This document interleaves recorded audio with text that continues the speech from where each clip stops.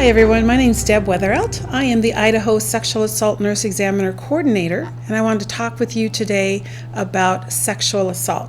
April is Sexual Assault Awareness Month, and although it's an uncomfortable topic, it is something that we need to talk about in relation to how often this is happening to our citizens, what can be done, what help is available, and some of the myths that we need to understand that are in society that make this a harder crime to recover from. A little bit about me. I've been a registered nurse for 46 long years. For 3 of them now, I have been in the coordinator position. My responsibility with this position is to train nurses across the state to perform the medical forensic examination after someone has been sexually assaulted. You may hear someone talk about getting a rape kit done, and that is the forensic part of the exam.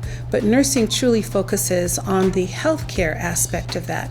We will examine a patient to make sure that they have no injuries that currently need to be treated, that they have access to the medications they need to help prevent a sexually transmitted disease, and that they have follow-up to take care of emotional needs after this assault. How often does sexual assault happen? Unfortunately, a lot. Any unwanted sexual contact happens about every 68 seconds to an adult in America. That means about 53 adults an hour, or over 1,270 adults every day. Sadly, every 9 minutes, a child is sexually assaulted. Those children are usually between the ages of 12 and 17, but not always. Sexual assault happens to infants, toddlers, and young children, as well as teenagers, adults, and elders. It is a crime that indeed crosses the age and gender spectrum. No one is immune. The problem with sexual assault, beyond the fact that this is a horrific crime, is that it isn't over when it's over. We can't say, well, that was awful, but it happened a month ago, and so you should be getting better, right?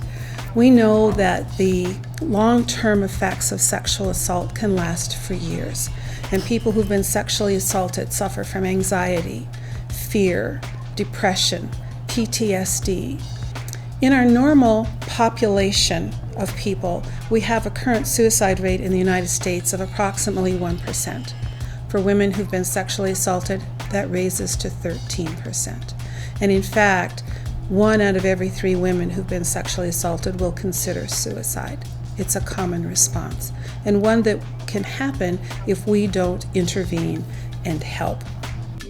For our children, the impacts are the same and longer.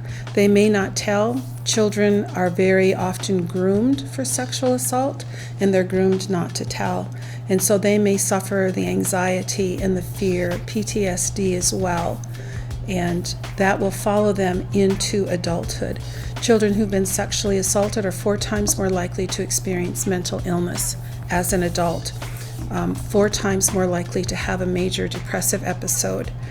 As we talk about the number of people that's been assaulted, I think it's plain that it's a huge number. And I'd like to give you another number. For every 1,000 offenders who commit a sexual assault, only 25 will go to prison.